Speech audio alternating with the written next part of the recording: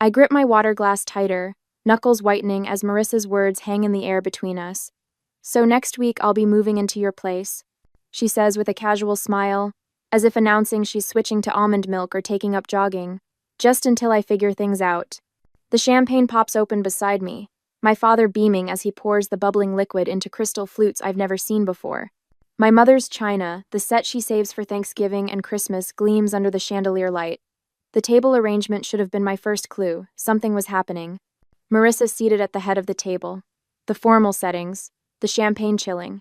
This isn't Sunday dinner. It's an ambush.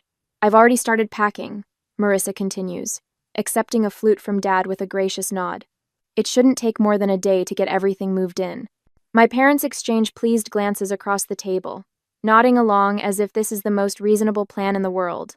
As if my consent is merely a formality, already given. "To new beginnings," my father says, raising his glass. Everyone lifts theirs in response. Everyone except me. The garage boxes make sense now. 3 days ago, I'd found them stacked against the wall, oversized plastic tubs labeled Marissa's winter clothes and Marissa's books. When I texted her about them, she'd brushed it off. "Just temporary storage," she said, just until she found more space in her apartment. I should have known. Just like I should have known what it meant when I confronted my parents about paying Marissa's rent for the 3rd time this year. "She's going through a rough patch," Mom had said, waving away my concerns. "That's what family does, we help each other." I hear my mother's voice from last week, the phone call I wasn't supposed to overhear while waiting in her kitchen. "Eden is so lonely in that big house," she'd told Aunt Sarah. "She needs her sister's company.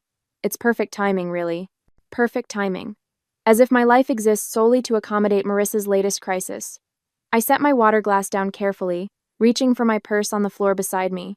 The trembling in my hands has nothing to do with nervousness and everything to do with fury. "Why do you look so serious?" Marissa laughs, her eyes darting briefly to our parents. "This is good news for both of us. You get company, and I get to save on rent for a while." My fingers closed around the manila envelope I'd brought, the one I'd almost left in the car, thinking tonight wasn't the right time. But there is no right time with my family. There is only their time, their plans, their expectations. The tremor in my hand steadies as I place the envelope on the table. "Actually," I say, my voice calmer than I feel, "I have news too." My parents' expressions shift instantly. My mother's smile falters, eyes narrowing slightly. My father lowers his champagne glass, forehead creasing with concern. The change is subtle but unmistakable, the united front forming against the daughter who isn't following the script. "What kind of news?" My mother's tone carries a warning. "Don't ruin this. Don't be difficult." I feel the weight of the familiar labels hovering in the air: selfish, difficult, uncaring. The stakes of defiance are clear. Disagree and become the family villain. Again. Looking at their expectant faces, I realize this pattern has defined my entire life. Marissa takes. I give. My parents enforce the transaction.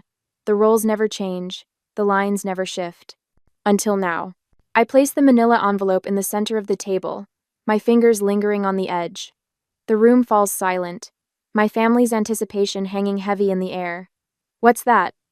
My mother's voice carries a hint of irritation, as if my interruption is derailing an already settled plan.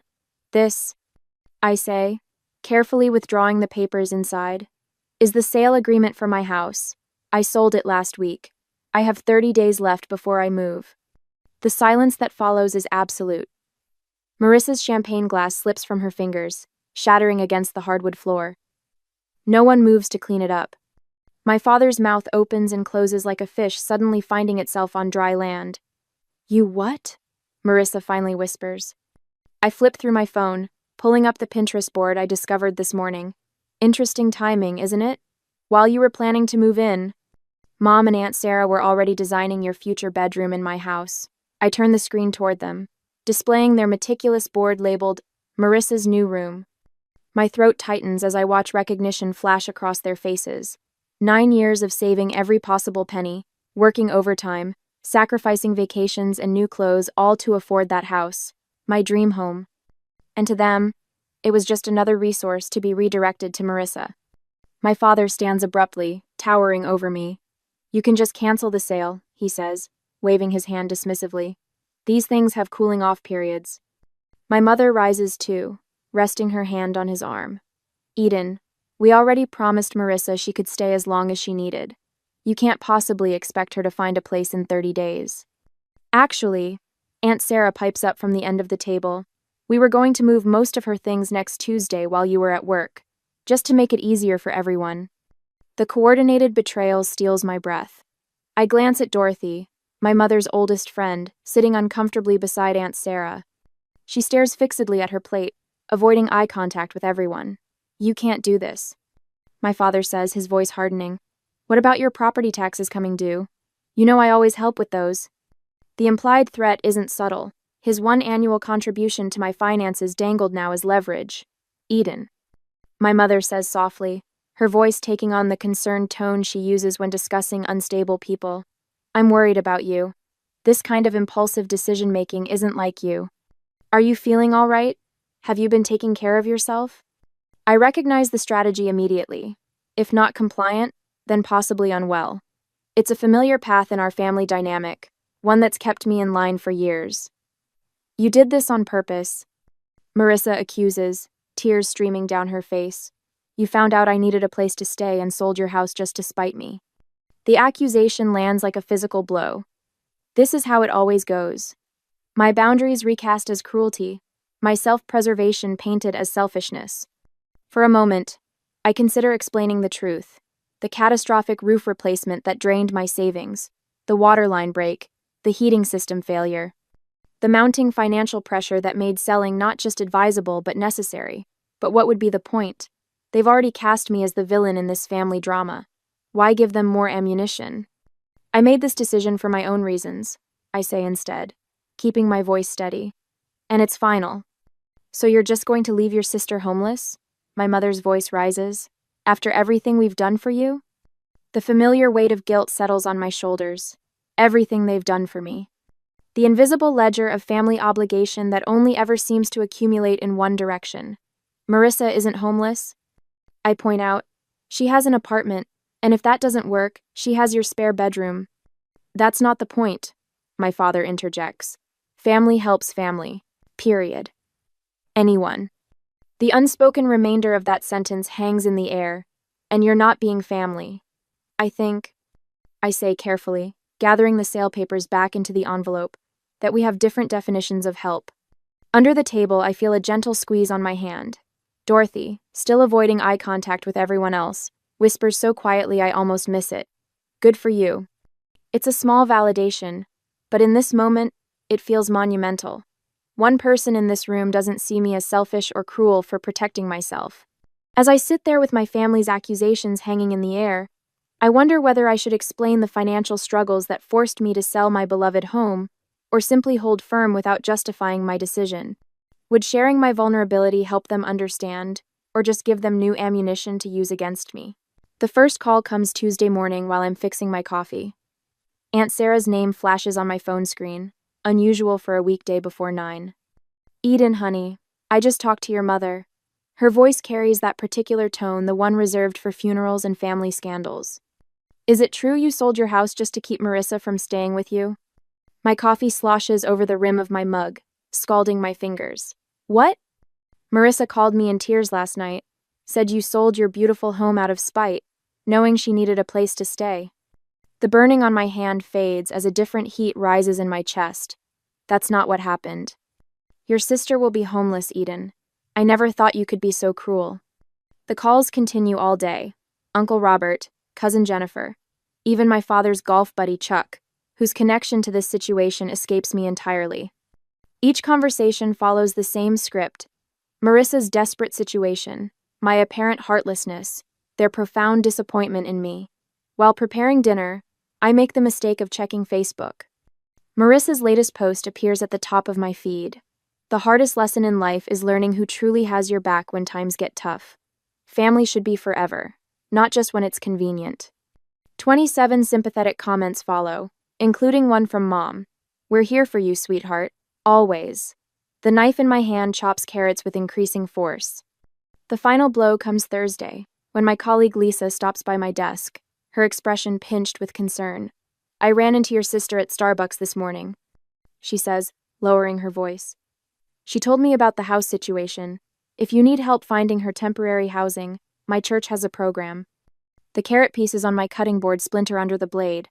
What exactly did Marissa tell you? Lisa shifts uncomfortably. Just that she's facing homelessness because of some sudden decision you made. She seemed really upset. My jaw tightens so hard it aches. Thanks for your concern, Lisa. But Marissa isn't homeless. She has an apartment, and parents with a 4-bedroom house.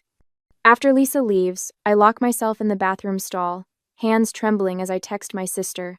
Stop telling people I'm making you homeless. It's a lie and you know it. Her response arrives instantly. You're selling the house I was counting on. What would you call it? The roof replacement came first, $11,000 I hadn't budgeted for, when the March storms revealed leaks in 3 different rooms. I emptied my vacation fund and took a small loan, telling myself it was a one-time emergency. Then the water line broke in April. $8,200 for emergency repairs and landscape restoration. I canceled plans to visit my college roommate in Arizona, picked up weekend marketing work for a local realtor, and ate ramen for dinner more nights than I care to admit. The heating system failure in June was the final blow, $5,000 I simply didn't have.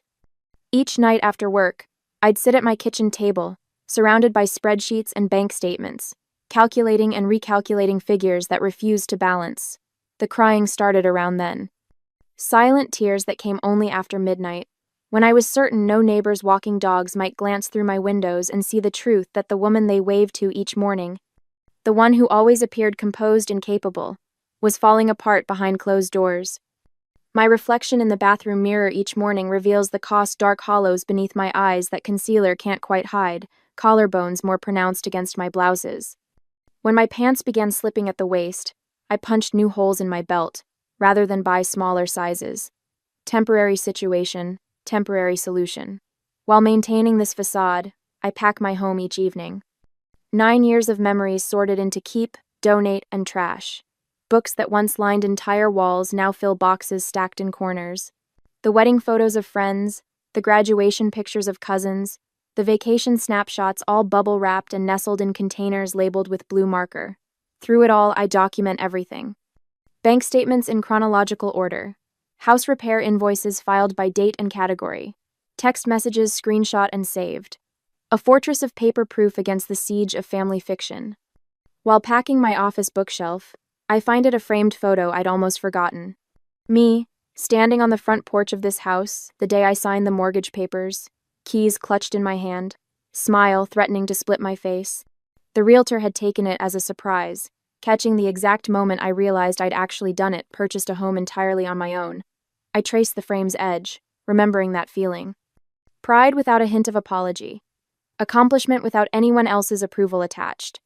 I place it carefully atop the nearest keep box, this tangible reminder of what I built and what no one can diminish.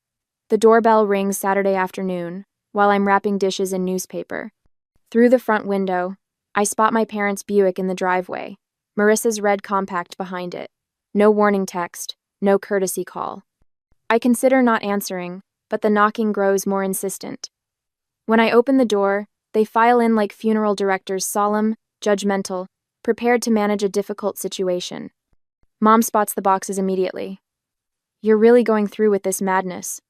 I fold the newspaper around another plate, securing it with tape.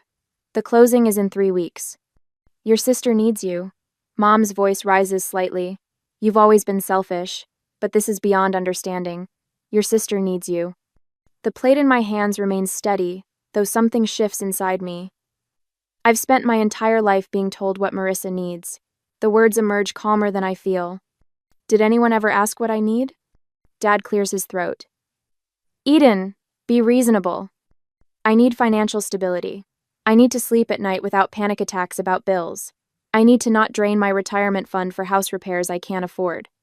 I continue wrapping dishes methodically. Unlike past confrontations, I don't stop what I'm doing to give them my full attention. I don't offer beverages or comfortable seats. I continue my work while they stand awkwardly in my half-packed kitchen. We're your family, Mom says, voice wavering between anger and disbelief. Yes, you are. And I've never once asked you for money. Not for college, not for my first apartment, not for this house, and not for the repairs that drained my savings. For once, they have no immediate response. Marissa stares at the floor, unable to meet my eyes. Dad examines the ceiling as if architectural features have suddenly become fascinating. I realize with startling clarity that I no longer need their approval or understanding. The constant ache for validation I've carried since childhood has quieted, replaced by something sturdier. When I stand to reach for another stack of plates, I notice my posture has changed. Shoulders back, spine straight, eyes level with theirs instead of downcast as usual. The physical manifestation of an internal shift. Dorothy arrives that evening with Thai food and 2 bottles of wine. She helps me pack photo albums while sharing stories of her own sister, the one who didn't speak to her for 3 years after Dorothy refused to co-sign a loan. Family patterns are the hardest to break, she says, carefully wrapping a crystal vase my grandmother left me. But sometimes breaking them is the only way forward. Monday brings an unexpected text from my colleague Thomas. Need help moving? Got a truck and strong back. Family often sees us least clearly. Just say when. That afternoon, Barbara, my financial advisor, emails confirmation of my townhouse application approval. Based on your financials, this move reduces your housing costs by 42%. The right decision for your long-term security. Call if you need anything else. The contrast strikes me as I review these messages over dinner. These people ask what I need, rather than telling me what to give. They offer specific help instead of vague demands. That night, I spread my financial documents across the dining room table: bank statements, repair invoices, property tax assessments, retirement account withdrawals. Everything meticulously organized, the complete picture of my financial reality. Tomorrow's family meeting won't be an intervention for me, but a reckoning with facts they've chosen to ignore. My one advantage remains unspoken. The sales agreement includes a 30-day rent-back clause.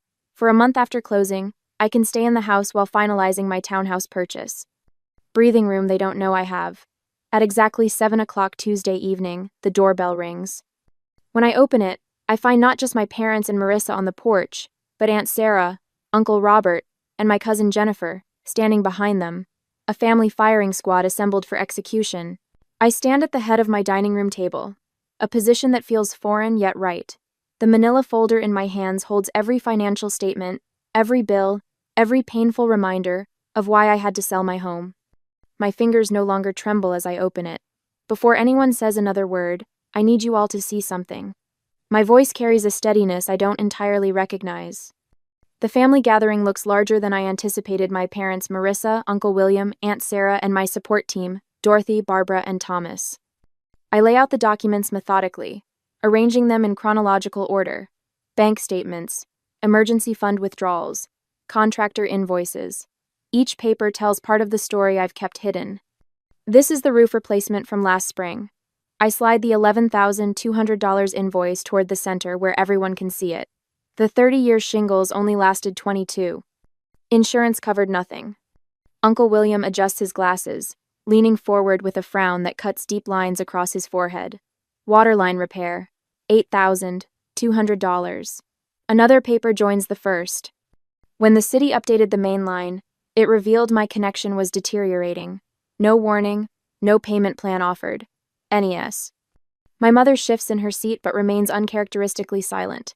Heating system replacement, $5,000. The third major bill completes my trinity of home ownership nightmares. The energy efficiency rebate covered barely a quarter of the cost. I maintain direct eye contact as I speak, something I rarely managed in family confrontations before. Barbara nods almost imperceptibly from her seat near the window, encouraging me to continue. My emergency fund is gone. I place my bank statement on top, the balance painfully clear. My financial advisor recommended selling while the market is still hot rather than risking a forced sale later when I might be underwater. Marissa's chair scrapes against the hardwood as she stands abruptly. This is creative accounting, Eden. You've always been good with numbers when it suits you. Her voice carries the familiar accusatory edge. You're just trying to avoid your family responsibilities. Uncle William, whose judgment I've feared since childhood, surprises me by turning toward my sister. Marissa, what's your current employment situation? Last I heard you were between jobs. The unexpected redirection leaves Marissa fumbling. I'm exploring opportunities. The job market is complicated right now. My mother jumps in. William, This isn't about employment. Family duty exists regardless of finances. Eden has always had that beautiful house with all that extra space. Speaking of space, Aunt Sarah interjects, her reading glasses perched on her nose as she examines my heating bill. Why can't Marissa stay with you and Roger? You have that guest room you just redecorated. The conversation shifts like a current, pulling away from me and swirling around the room as family members begin questioning the arrangement I've endured my entire adult life. Dorothy clears her throat. I've known this family for 20 years. Eden bought her house without any family financial support. Meanwhile, I've watched Marissa receive help with rent, car payments, and credit card bills repeatedly. Her voice carries the weight of long observation.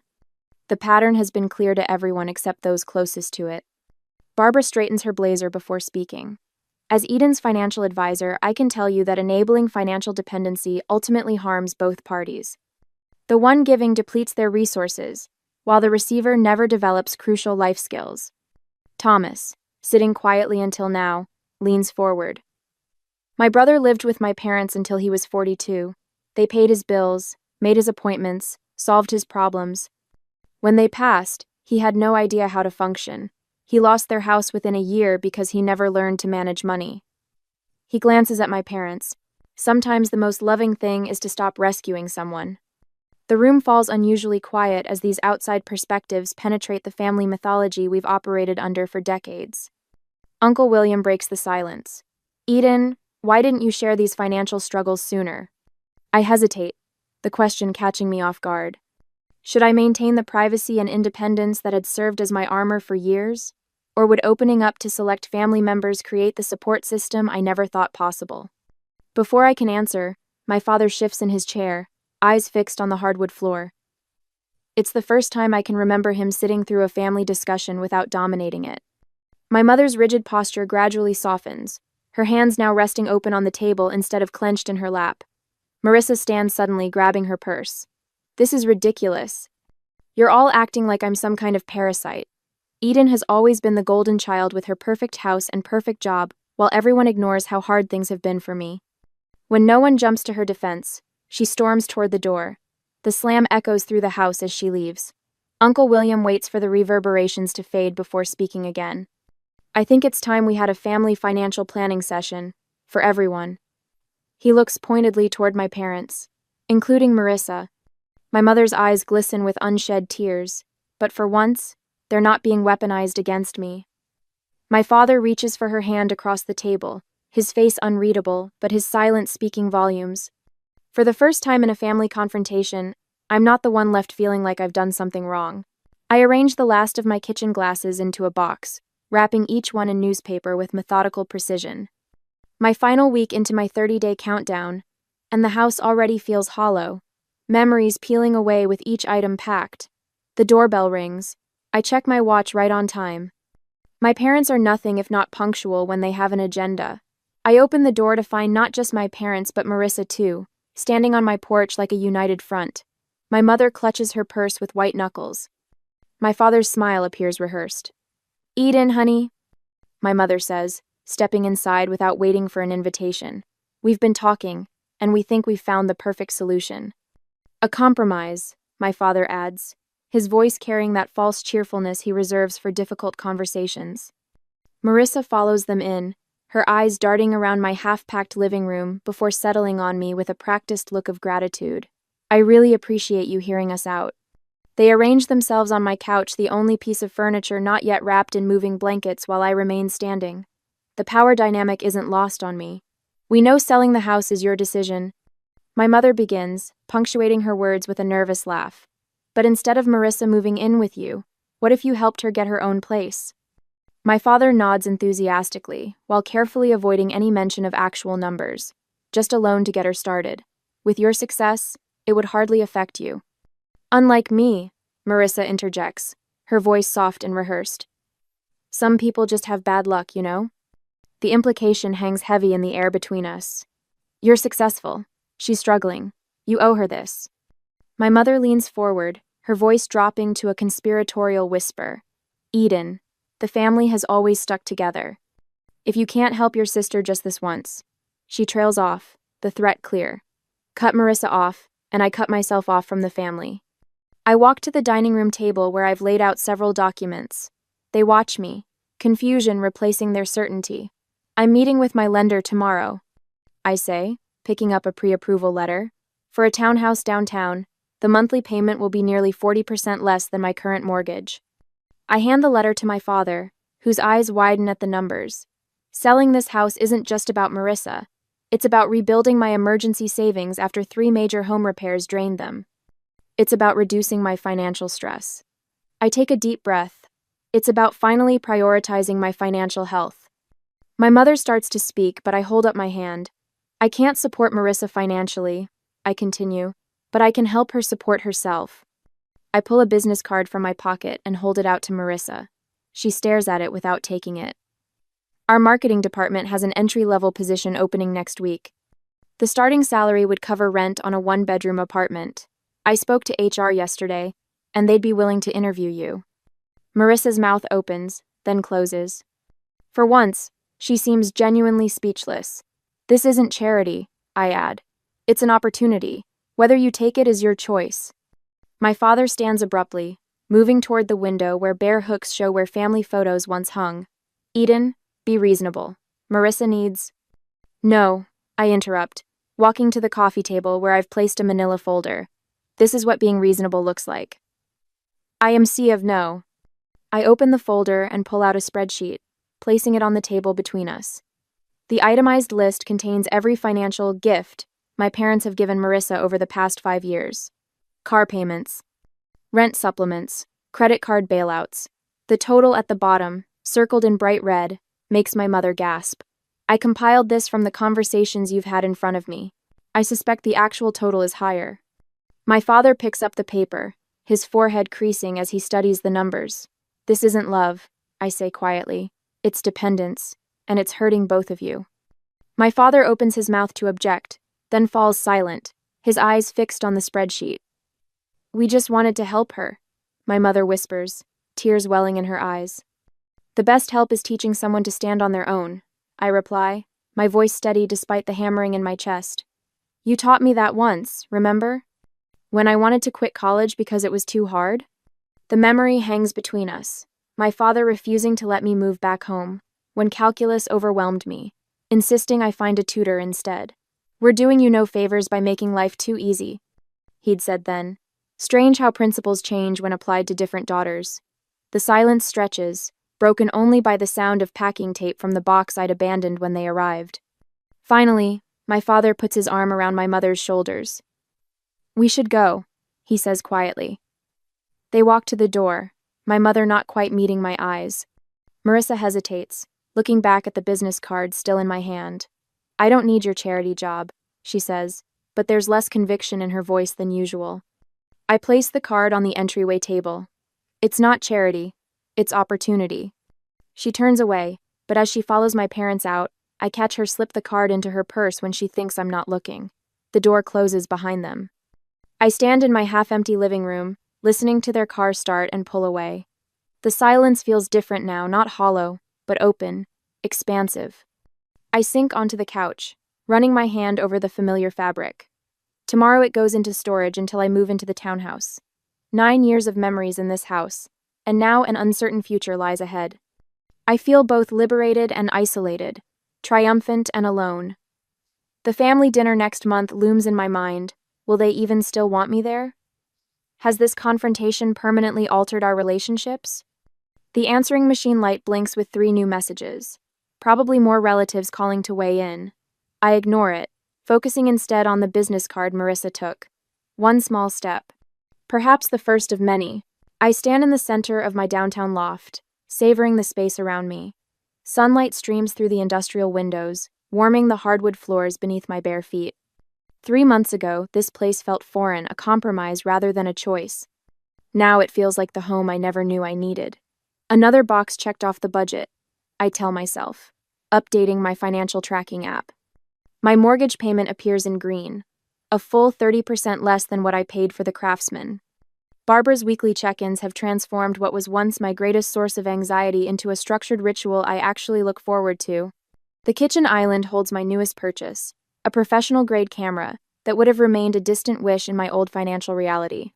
My first photography class starts tomorrow evening, the course catalog still open on my tablet. I run my fingers over the camera's textured grip, permission to create rather than just survive. My phone buzzes with a reminder. Sunday dinner at my parents'. I feel the familiar tightening in my shoulders, then consciously release it.